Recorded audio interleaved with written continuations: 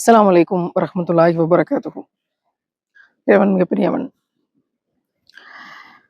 Full moon day, முழு நிலவு. இறைவன் இந்த உலகத்தை ஒரு பந்து போல் படைத்து அதுல இவ்வளவு ஜீவராசிகளை தந்து, இந்த பூமியின் மேல எந்த எரிகளும் வேற எதுவும் சுற்றுப்பாதையில வந்து மோதிரக்கூடாதுங்கிறதுக்காக நிலா என்ற ஒரு துணைக்கோளை படைத்து, அதனுடைய பேரே துணைக்கோள். பூமிக்கு துணைக்கு எதுவுமே தனியா சுத்திக்கிட்டு இருந்தா கஷ்டமா இருக்கும்ல. அதனால இந்த பூமி பந்துக்கு துணைக்கு ஒரு நிலா. அந்த சந்திரனை படைத்து, அதுவும் பூமியை சுத்தி வந்துகிட்டே இருக்கு. வேற எதுவும் வந்து பூமி மேல விழுந்துராம அது பாதுகாத்து கொண்டிருக்கு. இன்னைக்கு விஞ்ஞானிகள் அவற்றையெல்லாம் ஆதாரபூர்வமாக மெய்ப்பிக்கிறார்கள். சுப்ஹானல்லாஹ், இறைவன் குர்ஆன்ல எத்தனையோ அதிசயங்களை 1400 ஆண்டுகளுக்கு முன்பாக தந்திருக்கிறான். அவற்றையெல்லாம் நாம் படிக்கிறோம். குர்ஆனுக்கு பொருள் தெரிஞ்சாதான் இறைவன் இந்த பூமி பந்தை பற்றியும் இந்த நிலாவை பற்றியும் என்ன சொல்லி இருக்கிறான், அதை எப்படி படைத்தான் அப்படிங்கிறது விளங்கும். விளங்குனா மட்டும்தான் அந்த பிரம்மாண்டம் புரியும். பிரம்மாண்டம் புரியும் போதுதான் ஒரு ரகசியம் தெரியும். இறைவன் மிகப்பெரியவன், மனிதன் மிக சாதாரணமான. இது தெரியணும்னா நிச்சயமா அந்த இடத்துக்கு போய் நம்ம அதோட பொருள் தெரிஞ்சாதான் முடியும். இன்னைக்கு நம்ம 30 ரமலான் நாட்கள்ல 30 ஜுசு ஓதி முடிக்கிறோம். தராவில நிக்கிறோம். என்ன விளங்கணும்? இறைவன் எப்படி சூரியனை படைத்தான், எப்படி சந்திரனை படைத்தான், ஒரு நிமிஷத்துக்கு எத்தனை கிலோமீட்டர் வேகத்துல இந்த பூமி பந்து சுத்தி கொண்டிருக்கிறது. இதை நான் பதிவு செய்கிற போதும் இந்த பூமி சுத்தி கொண்டிருக்கு. அதன் மேல உட்காந்துதான் நான் பேசி கொண்டிருந்தேன். அண்ட சராசரம் பிரபஞ்சத்தினுடைய நீல அகலமே தெரியாத அளவுக்கு இருக்கிற இடத்துல, உயரமும் ஆழமும் எவ்வளவுன்னு தெரியாதுன்னு இருக்கிற இந்த பிரபஞ்சத்துல ஒரு சின்ன பால் சுத்தி கொண்டிருக்கு. அதன் மேலதான் நம்ம ஒட்டிக்கிட்டு இருக்கோம். அப்ப நம்ம எவ்வளவு சின்னவங்க. பொருள் தெரிஞ்சாதான் இதை விளங்க முடியும் குர்ஆனுக்கு. இங்கிருந்து நம்ம பார்க்கக்கூடிய இந்த நிலா, இந்த முழு நிலவு இன்றைக்கு வெளிச்சமாக தெரிகிறதே. எப்படி இன்னைக்கு மட்டும் இது முழுசா வெளிச்சமா தெரியுது? சாலைகள்ல போகும்போது ஒரு ரெஃப்ளெக்டர் வச்சிருப்பாங்க. நைட்டு பயணம் பண்ணும்போது சின்னதா கட்டமா இருக்கும். எப்படி அது வெளிச்சமாக தெரியுதுன்னு யோசிப்போம். இறைவன் இந்த பூமிக்கு எவ்வளவு பெரிய ரெஃப்ளெக்டரை படைத்து தொங்க விட்டிருக்கிறான் என்று பாருங்கள். எந்த தூண்களும் இல்லாமல் எப்படி இது சுற்றி கொண்டு இருக்கிறது. ஏன் அது கீழே விழுகல? சரியான கால கணக்கில ஒரு தடவை சுத்துறதுக்கு இவ்வளவு நேரம் தான். சரியாக சுற்றுகிறது. தன்னையும் சுற்றி கொண்டு சூரியனையும் சுற்றி கொண்டு இருக்கிறது இந்த பூமி. நிலா தன்னையும் சுற்றி கொண்டு பூமியையும் சுற்றி கொண்டு சூரியனையும் சுற்றி கொண்டு இருக்கிறது. இது எல்லாம் சேர்ந்து பிளாக் ஹோல் என்ற ஒரு கருந்துளையை சுற்றி கொண்டு இருக்கிறது. எத்தனையோ எவ்வளவோ லட்சக்கணக்கான கேலக்சிஸ், எத்தனையோ கருந்துளைகள், ஒவ்வொரு கருந்துளைக்குள்ளும் இணைப்பு இருக்கிறது. இதெல்லாம் சேர்ந்து எங்க போகுது? முதல் வானத்திற்குள்ளாக இருக்கலாம் என்று இஸ்லாம் சொல்கிறது. இனி 7 வானங்கள் இருக்கிறது. இவையெல்லாம் குர்ஆனுக்கு பொருள் தெரிந்தால், இறைவன் இவற்றின் மீது சத்தியம் செய்து ஒவ்வொரு இடத்திலும் சொல்லியிருக்கிறான், பலவற்றின் மீது. அப்படி அந்த சத்தியங்களுக்கெல்லாம் காரணம் விளங்கினால் நிச்சயமாக நம்மால் இறைவன் மிகப்பெரியவன், மனிதன் மிக சாதாரணமானவன் என்பதை உணர முடியும். இறைவன் என்று ஒருவன் இருக்கிறான், அவன் ஒருவன் மட்டுமே இருக்கிறான் என்பதை உணர முடியும்.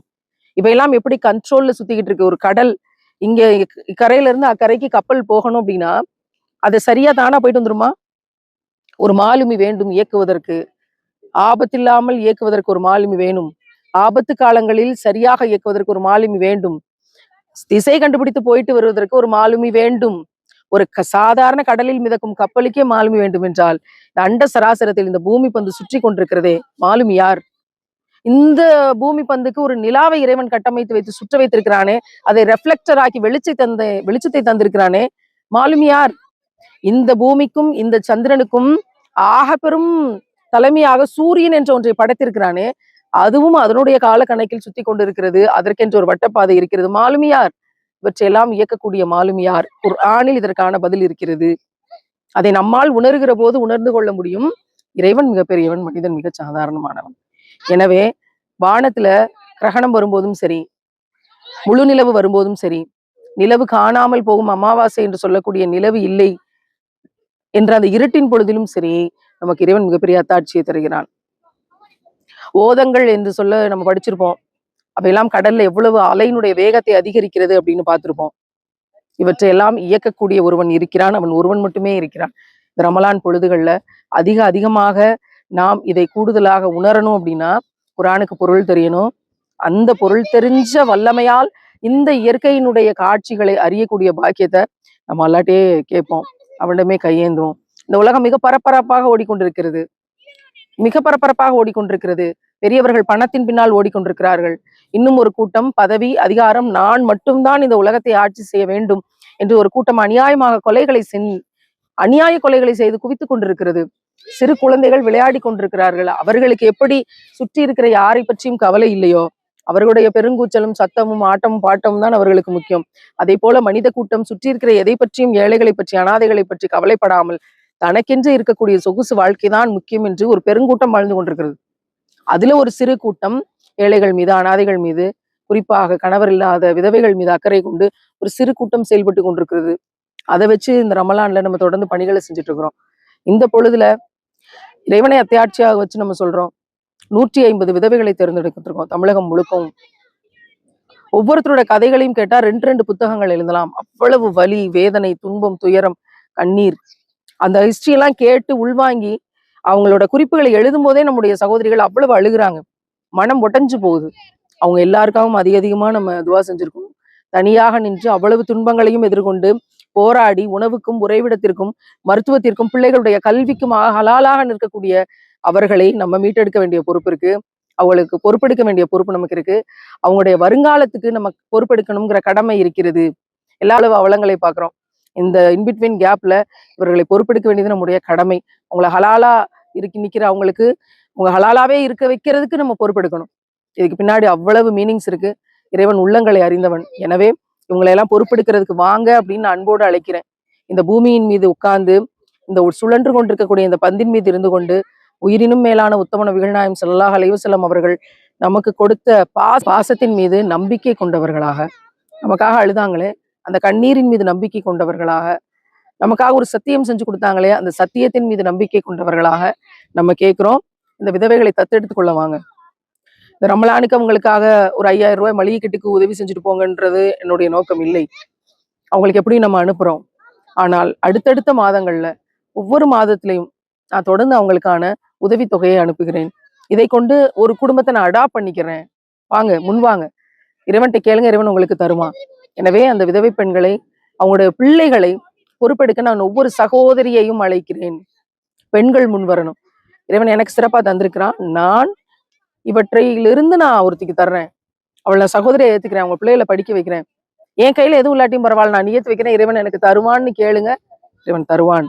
எனவே இந்த நிலவு அத்தாட்சி, இந்த பூமி அத்தாட்சி, இந்த கடல் அத்தாட்சி, இந்த காற்று அத்தாட்சி, அத்தனையும் கண் முன்னால் அத்தாட்சிகளாக நிற்கிறது. நாம் என்ன அத்தாட்சியை இந்த உலகத்தில் விதைத்து விட்டு போக போகிறோம். எனவே இந்த 150 விதவைகளுக்கும் 150 சகோதரிகளை பொறுப்பெடுத்துக் கொள்ள அழைத்தவளாக இந்த காணொலியோட இணைப்புல இருக்க எண்ணுக்கு இணைப்புக்கு வாங்க. நான் ஒரு சகோதரியை, ஒரு விதவை, அவருடைய குழந்தைகளை நான் பொறுப்பெடுத்துக் கொள்கிறேன், இணைப்புக்கு வாங்க. ஒரு மாசத்தினுடைய செலவு அதிகபட்சம் 15,000 ரூபாயா இருக்கலாம். அதிகபட்சம் சொல்ல முடியாது, குறைஞ்சபட்சம்.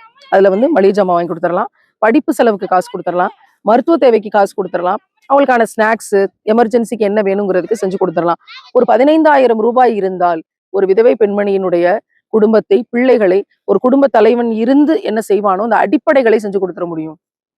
எனவே 15,000 ரூபாயோடு நான் மரணிக்கும் வரைக்கும் ஒரு விதவை பெண்மணியினுடைய குடும்பத்தை சகோதரியாக ஏற்றுக்கொண்டு அந்த பிள்ளைகளை நாங்கள் பொறுப்பெடுத்துக் கொள்கிறோம் என்று யார் இணைப்புக்கு வருகிறார்களோ நிச்சயம் ரசூலுல்லாஹ்வினுடைய பரிந்துரை அவர்களுக்கு மறுமையில் இருக்கும் என்ற நம்பிக்கையோடு நம்ம இந்த பயணத்தை மேற்கொள்றோம். வாங்க, இணைப்புக்கு வாங்க. ஒவ்வொருத்தரும் மறக்காம இதோ பின்னால் தெரிகிற அந்த நிலாவை அத்தாட்சியாக கொள்கிறோம். எப்படி அதை இறைவன் அந்தரத்தில் தொங்க விட்டு நமக்கு ஒரு அத்தாட்சியாக தந்திருக்கிறானோ அதே போல அந்தரத்தில் தொங்கவிடப்பட்ட பெண்கள் இவர்கள். அவர்களுக்கு நம்ம பொறுப்பேற்றால், ஒரு பக்கம் நிலா வச்சு இன்னொரு பக்கம் ரசூலுல்லாவோட முகத்தை காமிச்சாங்கன்னா ரசூலுல்லாவோட முகம் அவ்வளவு பிரகாசமா இருக்குமா. நிலவை காட்டிலும் பிரகாசமான முகம் கொண்ட நமது நபிகளாரின் மீது நாம் நம்பிக்கை வைத்திருக்கிறோம். அவர்களுடைய பரிந்துரையை நம்பி வாழ்ந்து கொண்டிருக்கிறோம். அந்த மனதோடு இந்த பணியை செய்வோம். நமக்கு இறைவன் இந்த பரிந்துரையை நிச்சயமாக்கி தருவான் இன்ஷா அல்லாஹ்.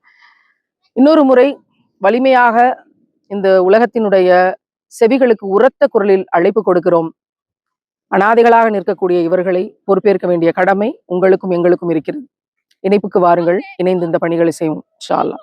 இறைவன் இதற்கான கூலியாக நமக்கு ஜன்னத்துல் ஃபிர்தௌஸை தரட்டும் என்று நம்பிக்கையோடு இறைவனிடம் கையேந்துகிறோம். யா அல்லாஹ், எங்களுக்கு அந்த பாக்கியத்தை தந்தருள்வாயாக. பெண்களையும் பெண் குழந்தைகளையும் நீயே பாதுகாப்பாயாக. அதற்கு கருவியாக எங்களை நீ ஆக்கி தருவாயாக. ஆமீன் ஆமீன் ஆமீன் யா ரப்பல் ஆலமீன். அஸ்ஸலாமு அலைக்கும் வரஹ்மத்துல்லாஹி வபரகாத்துஹு.